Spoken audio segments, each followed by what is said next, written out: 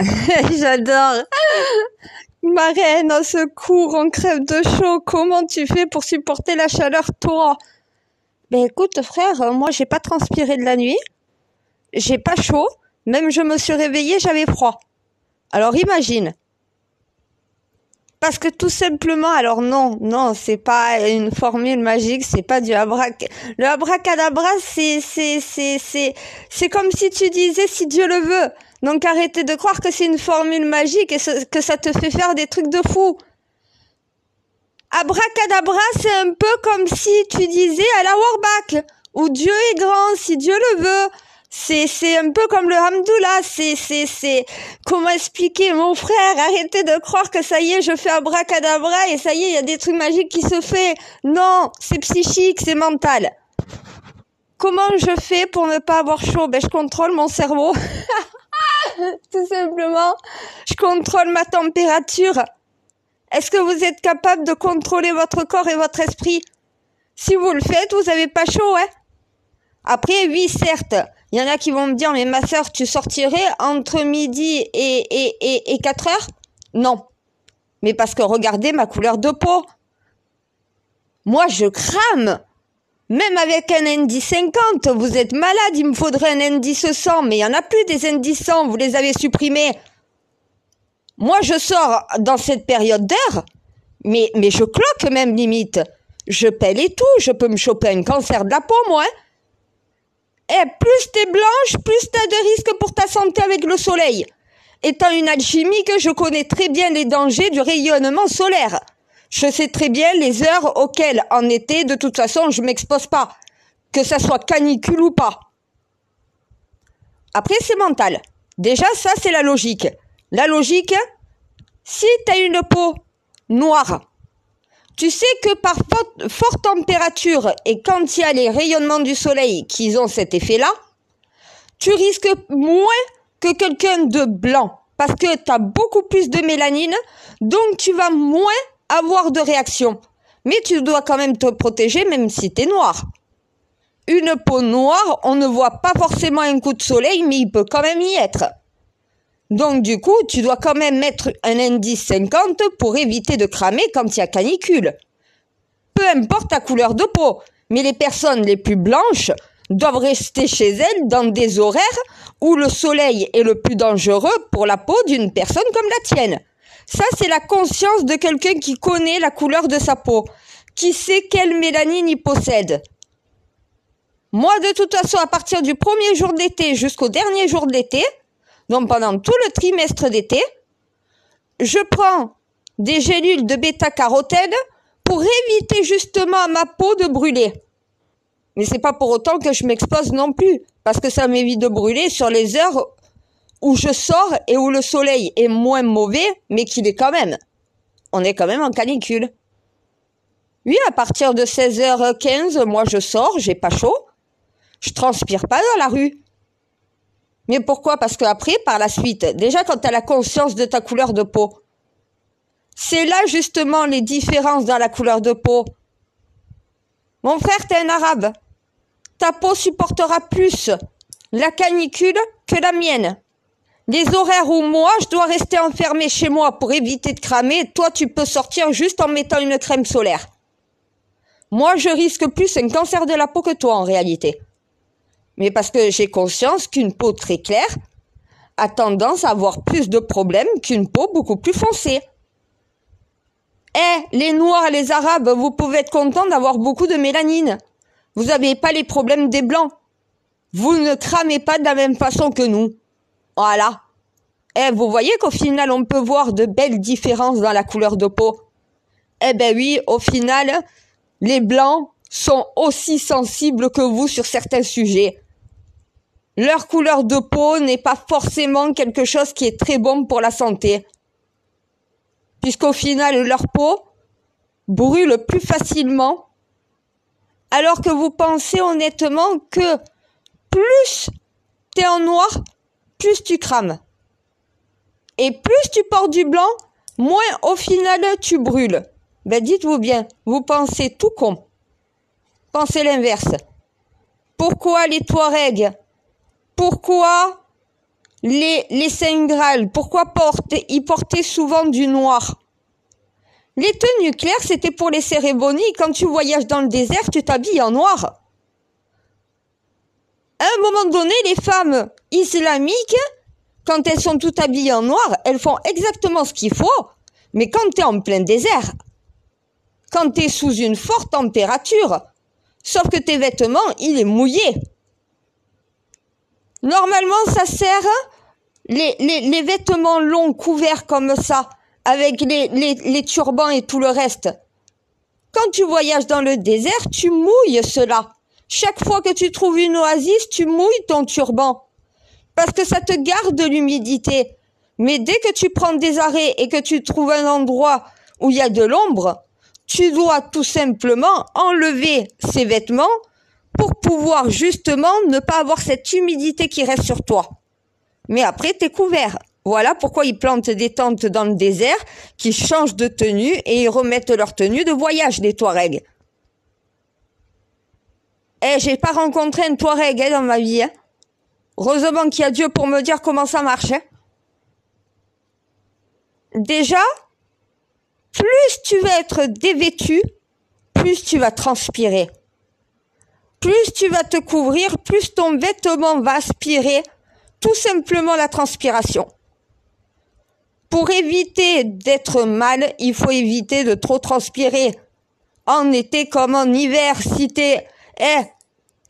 es un alpiniste et que tu vas exemple, tu montes un sommet de montagne, le mont Everest, allez, on va prendre celui-là en exemple. Tu sais à un moment donné qu'en plein hiver, si tu transpires dans un climat comme ça, t'es mort. Donc bien sûr que quand tu vas dormir, tu vas éviter de trop transpirer, tu vas te déshabiller. Éviter un maximum de transpirer. Donc il va falloir que tu fasses baisser la température de ton corps pour être à la température extérieure. Vous essayez de faire l'inverse, de réchauffer votre corps pour avoir chaud. Mais en fait, c'est en refroidissant ton corps que tu auras chaud, puisque tu fais baisser ta température corporelle pour te mettre à la température extérieure. Vous buvez froid. Moi, je bois chaud en été. Toute la journée, je suis avec des cafés. Le café est une boisson chaude. Par contre, mes cafés ne sont pas des cafés serrés. Le café serré en plein été, c'est dangereux pour la santé. Ça contient pas suffisamment d'eau. Donc moi, ce que j'ai trouvé pour l'été, c'est des cappuccinos solubles. Tu mets 2 cuillères, un sucre. Tu mets de l'eau chaude à moitié. Tu ouvres ton robinet d'eau ou tu prends ta bouteille d'eau et tu remplis jusqu'en haut. Tu mélanges et tu bois ça toutes les 2 heures. Aucune déshydratation depuis 6 ans. Vos boissons fraîches, en réalité, cherchent à vous refroidir. Donc votre corps, c'est un peu comme quand tu as les mains glacées en hiver dehors et que tu rentres dans une pièce chaude et que ton corps, tes mains se mettent à chauffer. Parce que ça chauffe, parce que tu n'es plus dans la même température.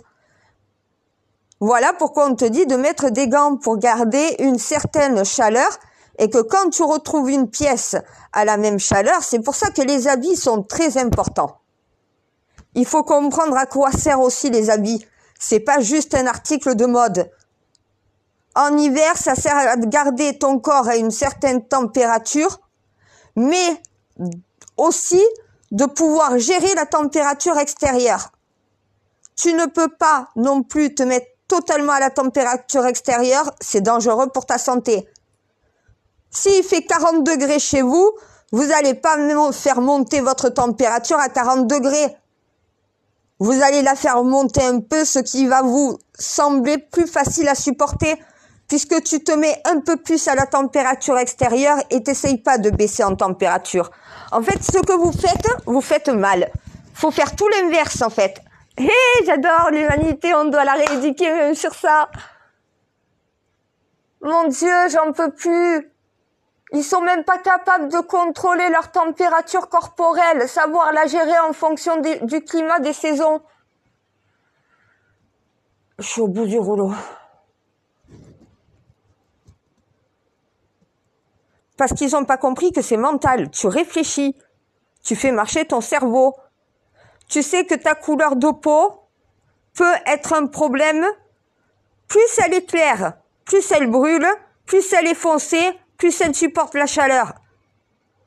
Plus tu vas porter des vêtements noirs, plus tu vas supporter la chaleur, plus tu vas porter des vêtements clairs, plus tu vas suffoquer. Plus tu vas avoir des vêtements sur toi qui vont couvrir. Ça veut dire, plutôt que de porter un short et un mini-haut, vaut mieux porter une robe longue qui va justement être sur ton corps sans trop le coller et qui va... Eh ben oui, vaut mieux porter des vêtements en lin quand tu es un homme. Un homme, en été, plutôt que le short et être torse nu, qui te fait beaucoup plus transpirer, porte des vêtements stylés en coton ou en lin. Ça aspire la transpiration, du coup tu transpireras moins, puisque ça sera régulé par ton vêtement.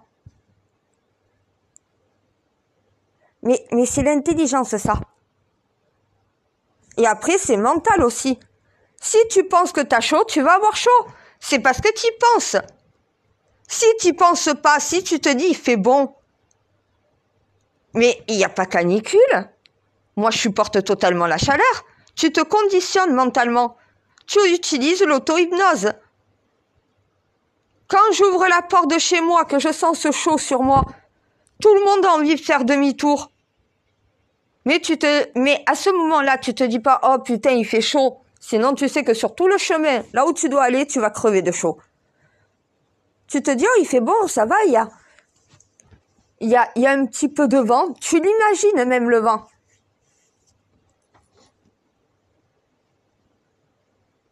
Et pourtant, ça paraît complètement fou de faire l'inverse de la réalité.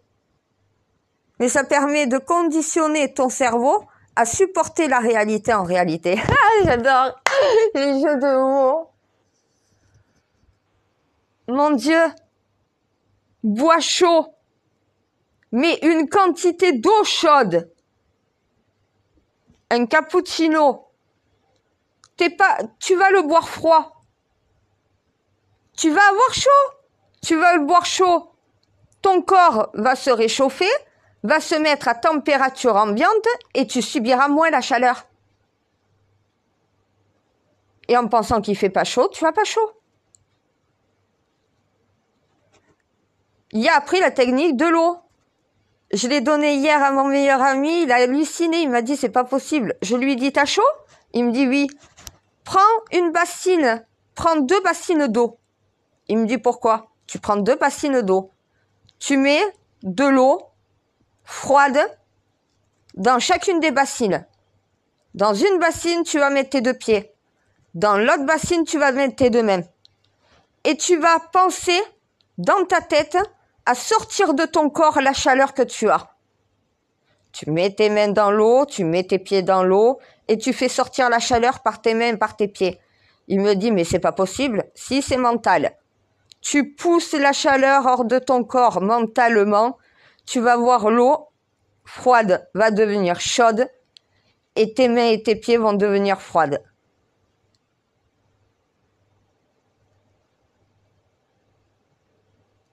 Il m'a dit, comment c'est possible? Je lui ai dit, fais-le. Tant que l'eau ne devient pas chaude et tes pieds et tes mains ne deviennent pas froides, ça veut dire que tu n'es pas capable de le faire mentalement. Moi, je le fais. Mon eau est brûlante, mes mains et mes pieds sont glacés. Ce qui permet de refroidir. Donc voilà les 2 membres externes. Les mains et les pieds. Pourquoi on te dit, lors de l'islam, dans la religion musulmane et islamique, les ablutions, se laver l'eau, à quoi sert l'eau? À la purification. Quand tu fais sortir la chaleur de ton corps par les mains et par les pieds, c'est là où se trouvent les dons. C'est ce que tu touches, c'est ce qui te permet de te déplacer. C'est les 5 sens. Là, tu utilises le cerveau, tu utilises les mains, les pieds. Le reste de ton corps va diffuser la chaleur hors de ton corps par les mains, par les pieds. C'est comme si de la tête, tu poussais la chaleur qui descendait une partie par vers le bas du corps, une partie par les bras. Tu sens la chaleur sur tes bras, puis tu sens la chaleur au niveau de tes mains. Même chose au niveau du reste de ton corps, tu sens la chaleur descendre et commencer à sortir de ton corps. Parce que l'eau va venir prendre le mal et va te donner son bénéfice. L'eau, ça a une magie. C'est le savoir élémentaire. C'est élémentaire, mon cher Watson. Mon Dieu, ils ont toujours pas compris comment ça marche. Le cerveau, ton âme, c'est ton âme qui le fait, c'est pas ta tête, c'est ton âme. L'âme, c'est l'esprit. La tête, c'est le cerveau.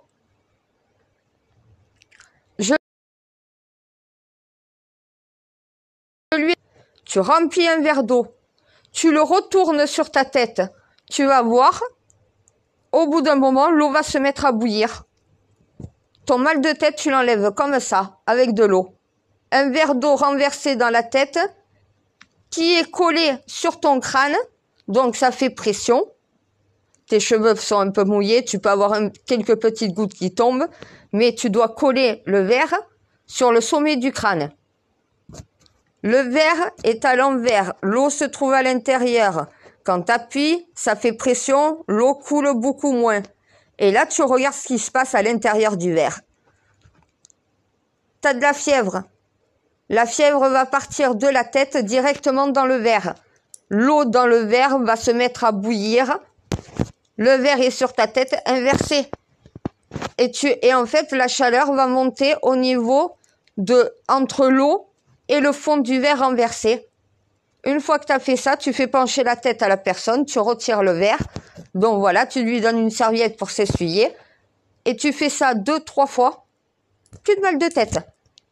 Toute la chaleur de ta fièvre est sortie directement par la tête. C'est pas magique, c'est alchimique. Et voilà le véritable savoir des sorcières, l'alchimie.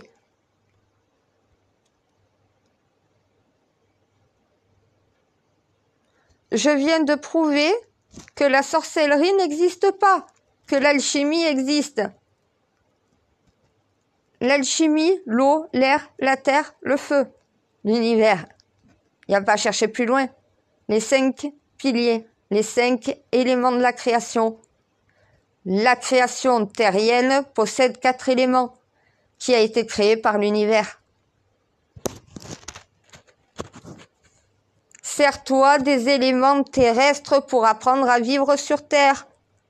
Utilise le savoir naturel de cette planète, il te viendra en aide. Arrête de mettre de la chimie de partout. La réalité de ce monde est alchimique. Que la chimie, qui est le dénaturage de la nature, on te dénature la nature. C'est ça la chimie. Mais on peut le faire pour soigner l'humain quand la nature ne peut pas le faire. Quand la nature n'est pas suffisamment forte pour te venir en aide, la chimie prend le relais. Mais il faut pas vivre dans une société remplie que de produits chimiques. Sinon, on pollue et on rend chimique ce monde. Si nos eaux sont polluées, c'est parce qu'on pollue. Si nos océans sont pollués, c'est parce qu'on pollue. Si notre terre est polluée, c'est parce qu'on pollue. Pourquoi à l'époque, on ne polluait pas? Parce qu'on n'avait pas de pétrole, parce qu'on n'avait pas de charbon, parce qu'on n'avait pas de goudron, parce qu'on n'avait pas de béton, parce qu'on se construisait, on faisait des briques en terre cuite, parce qu'on était intelligent, voilà, et parce qu'on était mesuré. On n'avait pas toute cette technologie, on n'avait pas cet argent. On n'était pas des assistés déjà à cette époque, mon Dieu. Maintenant, on l'est. À cette époque, ils se soignaient avec les plantes. Bien sûr qu'il y en a qui mouraient, parce que les maladies, ils ne pouvaient pas les soigner avec de simples plantes, il leur fallait la chimie. On l'a à l'heure actuelle. On a ce savoir maintenant. On l'avait pas à l'époque, mais il faut l'utiliser avec sagesse. On ne peut pas mettre du chimique de partout. On le met dans ce qui est nécessaire à sauver l'humain. Regarde, mon Dieu, quand on fait des croisements de fruits, des croisements de plantes, quand on fait des boutures, nous les humains, quand on crée comme toi, regarde au final, on crée avec les plantes, les herboristeries et tout le reste. À un moment donné, les plantes sont une ressource naturelle bénéfique à cette planète. Regarde combien d'espèces, c'est même pas d'espèces, c'est de catégories de roses. On a réussi, oui, il n'y a qu'une seule espèce de rose, celle que tu as créée. Après, nous, on a fait différentes catégories de roses. Ben, on va dire que à un moment donné, on crée de nouveaux fruits qui sont sans pépins. Est-ce que normalement une pastèque, ça a des pépins ou ça n'a pas de pépins?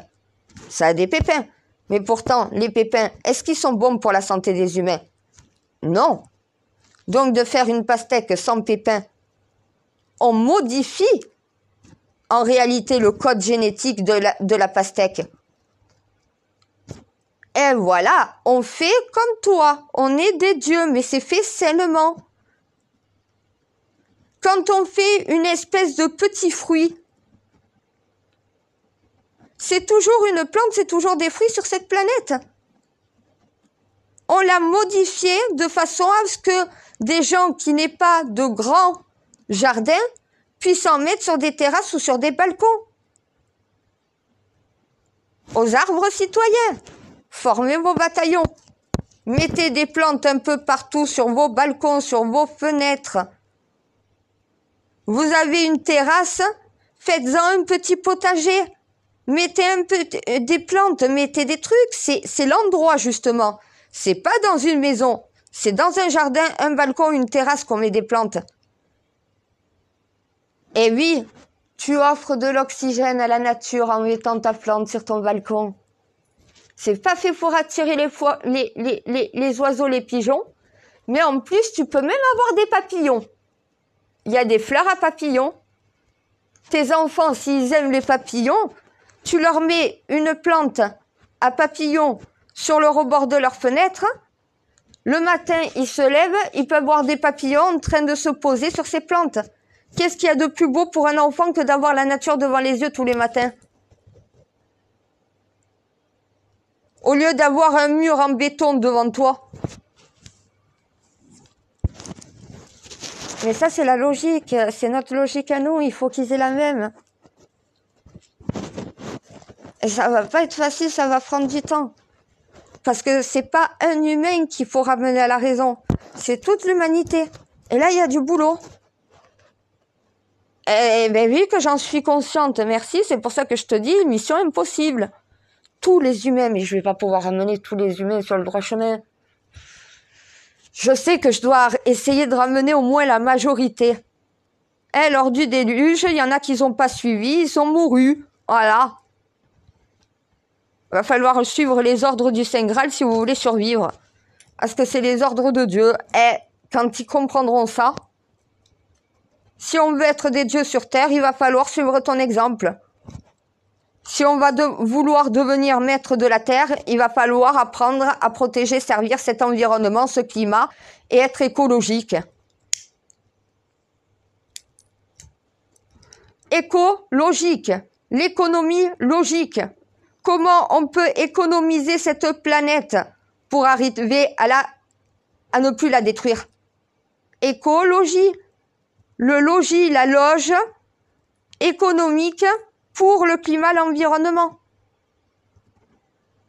C'est pour ça que je leur dis, est-ce que vous savez faire la différence entre climat, entre environnement et entre écologie?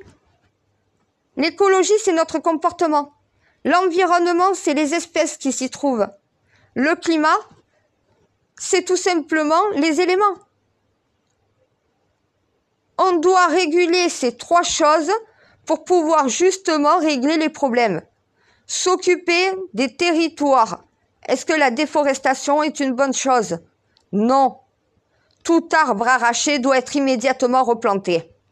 C'est la base sur cette planète, c'est les codes. Mais c'est de notre devoir d'arracher les arbres morts, les arbres malades, qui vont contaminer les autres arbres. Parce que c'est comme pour nous les humains. Un arbre malade peut tuer tous les autres arbres d'une forêt. Les arbres ne peuvent pas se contrôler eux-mêmes.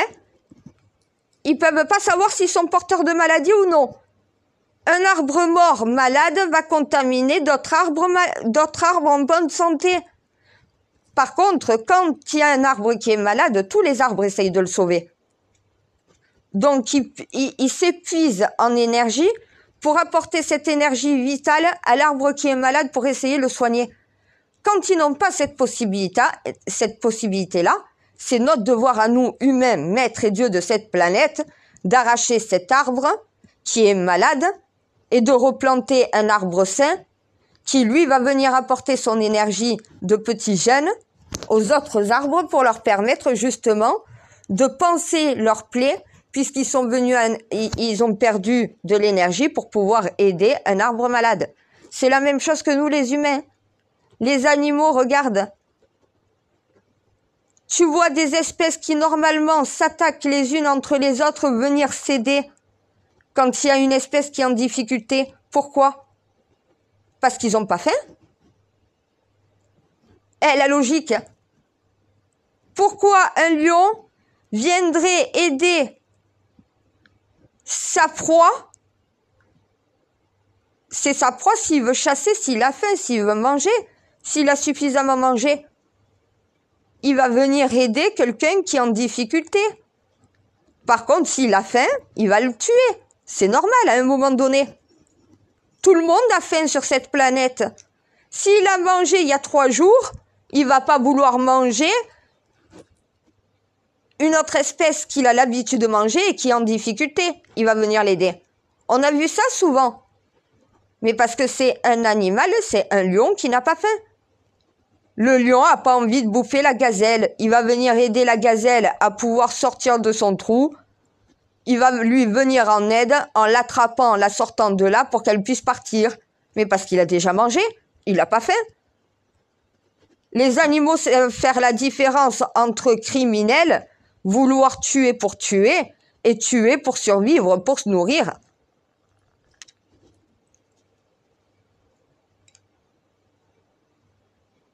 Un lion affamé, c'est un lion qui va pas aider une proie qui est en difficulté. Il va venir la bouffer. Il a faim. S'il n'a pas faim, il va aller l'aider. Même les animaux ont cet instinct. Tant que tu comprends pas les espèces qui vivent avec toi, c'est ça l'environnement. Le monde qui t'entoure, le monde environnant. Les oiseaux, c'est toutes les espèces. Combien d'espèces on a déjà tuées? Combien d'espèces ont disparu à cause de nous? Combien il y en a qui vont encore disparaître? Il y en a qui sont en voie d'extinction. Parce qu'on les a chassés, on a été incapable de chasser juste un nombre réduit. On est l'espèce qui est la plus diversifiée dans la chaîne alimentaire. Aucune autre espèce n'est autant diversifiée que nous. On mange vraiment de tout comparé à certaines espèces. Mais on ne peut pas tout manger. Quand tu dois te nourrir du nécessaire. Tu ne dois pas chasser toute une espèce pour te nourrir de cette espèce. Tu dois permettre à cette espèce de continuer de se reproduire parce que sinon tu ne pourras plus t'en nourrir. C'est ça l'environnement, c'est tout ça. Tu crois que de tuer autant de bêtes, c'est pas sacrilège, mon Dieu, franchement? Ah, t'es d'accord avec moi? Est-ce qu'on a besoin de tuer autant d'animaux? Regarde tous les animaux qui finissent dans une poubelle après. On gâche, on tue. Oui, on doit manger des poulets, mais est-ce qu'on a besoin de tuer autant de poulets? Combien de poulets sont jetés à la poubelle par an? Combien de viandes de bœuf sont jetées à la poubelle par an? Combien de viandes de mouton? Combien de tout ça? Combien de viandes on jette par an, mondialement? Est-ce qu'on a besoin de tuer autant de bêtes pour faire autant de gaspillage? À l'époque, on tuait. On priait pour l'âme que tu venais de tuer. On priait pour l'animal qui allait te nourrir. On gardait même sa carcasse, justement. Les carcasses étaient sacrées parce que cet animal avait perdu la vie pour que tu puisses te nourrir. On avait le respect de la vie animale. On ne l'a plus. On les tue en se disant c'est juste de la bouffe. On n'a plus faim. Il y en a dans certains pays, ils ont faim. Nous, dans nos pays européens, en Chine, en Amérique, on n'a pas faim. On ne sait pas ce que c'est la faim. C'est ça le pire. Moi, je le sais depuis que, chaque fin de mois, j'ai faim. Mais parce que je fais en sorte, chaque fin de mois, d'avoir un jeûne forcé pour me mettre à même égalité que ceux qui ont faim dans le monde. Pendant 10 jours, il n'y a aucun aliment solide qui rentre dans ma bouche, que du liquide. Et déjà, c'est plus que ce que certains ont dans le pays. Certaines, dans leur pays, n'ont même pas d'eau potable. Moi, j'ai de l'eau potable. J'ai de la bouffe à volonté.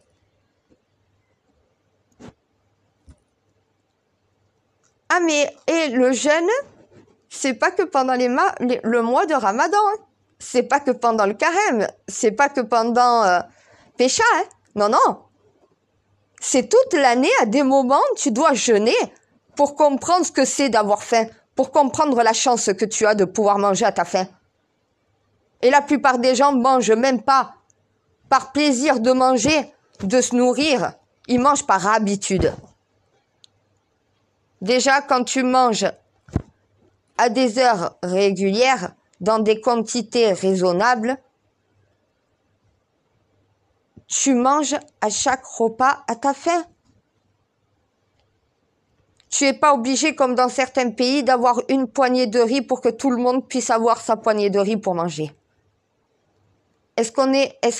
Non, mais tu vois comme on se plaint dans certains pays? On passe notre temps à se plaindre. Mais regarde comment d'autres vivent dans leur pays avant de te plaindre. Tu te plaindras peut-être un peu moins dans le tien.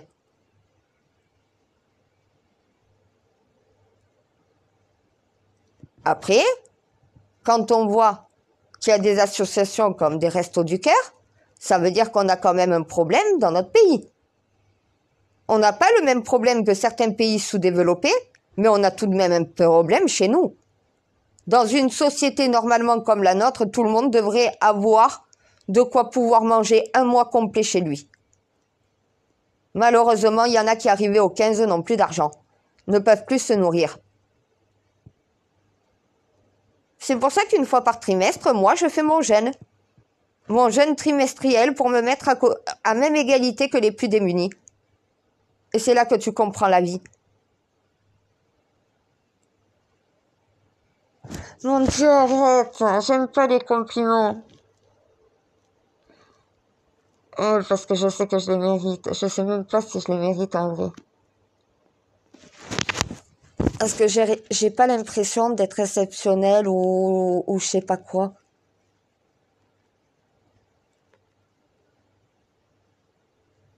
Je suis juste. Je suis réaliste, c'est tout. Eh ben, si tu veux, je suis pure. Je suis pas le Saint-Esprit pour rien, voilà. Eh ben oui, on va dire ça comme ça.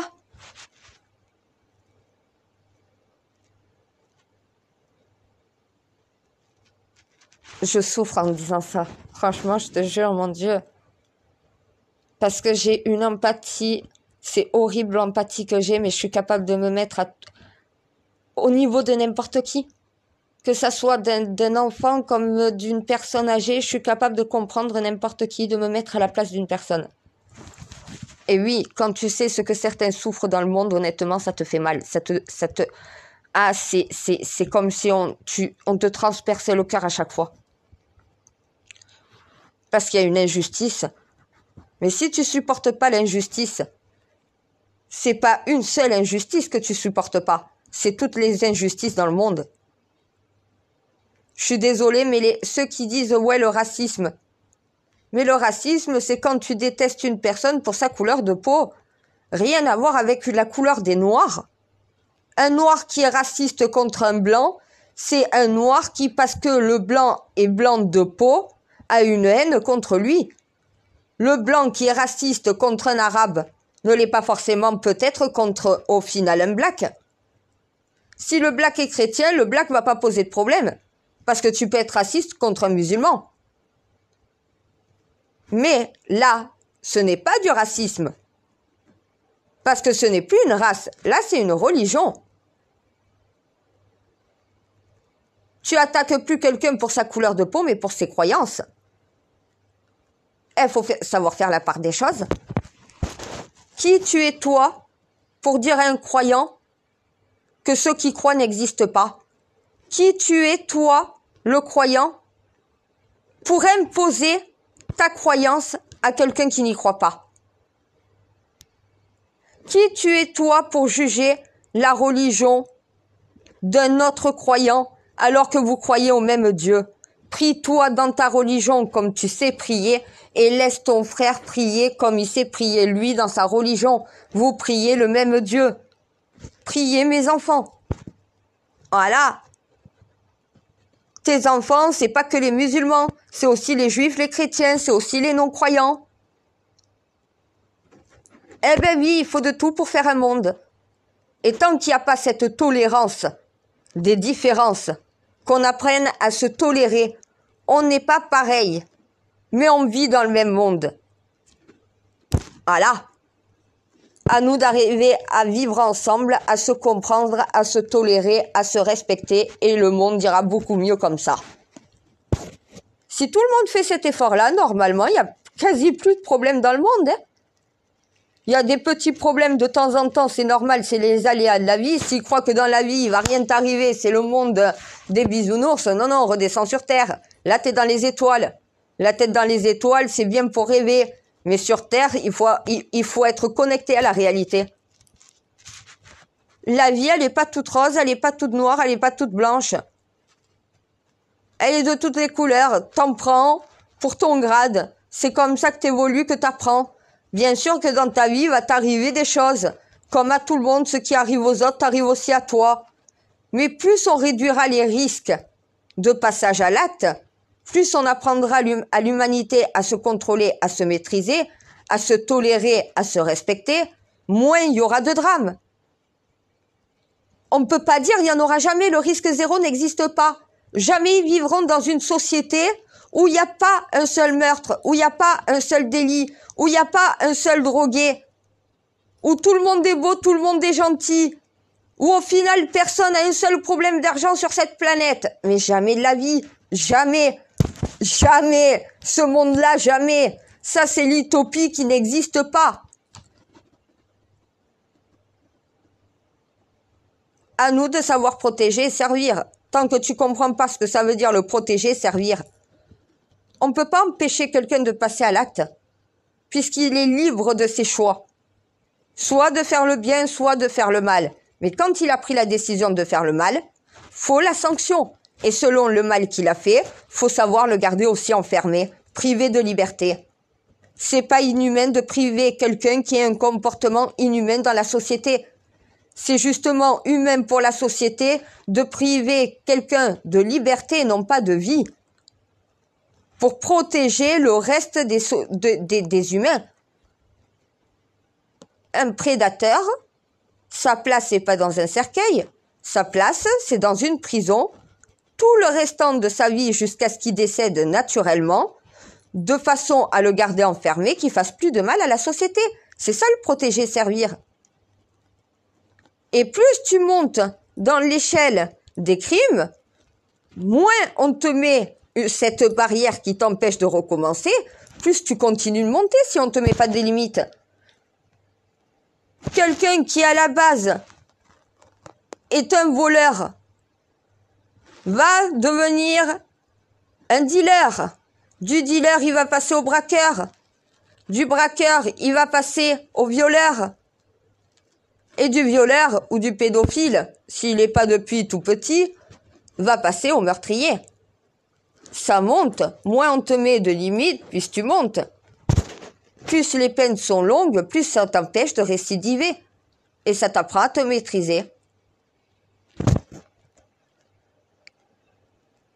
Quand ils sortent de prison, selon son crime ou son délit, tu sais qu'il risque d'avoir récidive, faut mettre sur surveillance.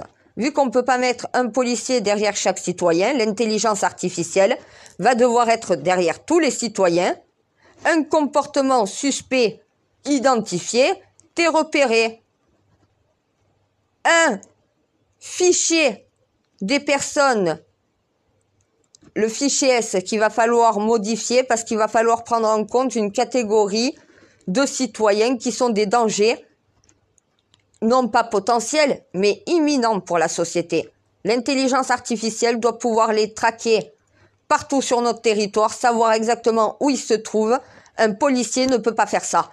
Le policier reçoit l'alerte si l'intelligence artificielle repère justement quelqu'un qui est dans ce fichier. Si tu n'es pas dans le fichier, tu n'as pas de risque de voir arriver la police. Reconnaissance faciale.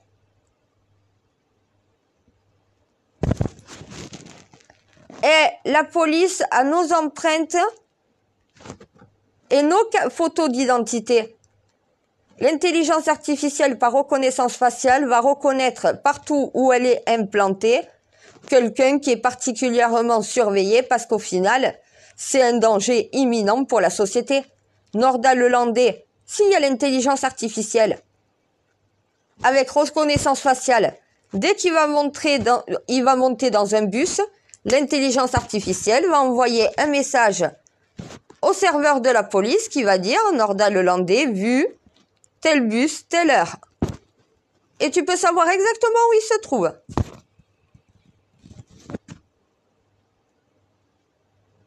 Et l'intelligence artificielle, tu lui implantes un programme de comportement humain. Elle sait comment un humain doit se comporter, comment un humain ne doit pas se comporter. Elle sait quels sont les gestes qu'un humain fait sans être dangereux pour les autres et quels sont les gestes qui déclarent qu'il y a une attaque. L'intelligence artificielle, si tu serres la main à quelqu'un ou que tu lui fais la bise, elle va lancer aucune alerte. Ton comportement n'est pas suspect. Celui qui va se lever, qui va se mettre à cogner quelqu'un dans le tram, l'intelligence artificielle envoie un signal à la police, elle peut même bloquer la rame. Bloquer la rame, bloquer les portes jusqu'à ce que la police arrive et dès que la police est arrivée, tout ouvrir. Eh bien, intelligence artificielle, ça aide l'humain. Sans aller dans des dérives. Puisque si tu as le bon comportement et que tu n'es pas un danger imminent pour la société, tu n'as pas de souci à te faire. La technologie ne sera pas pour toi.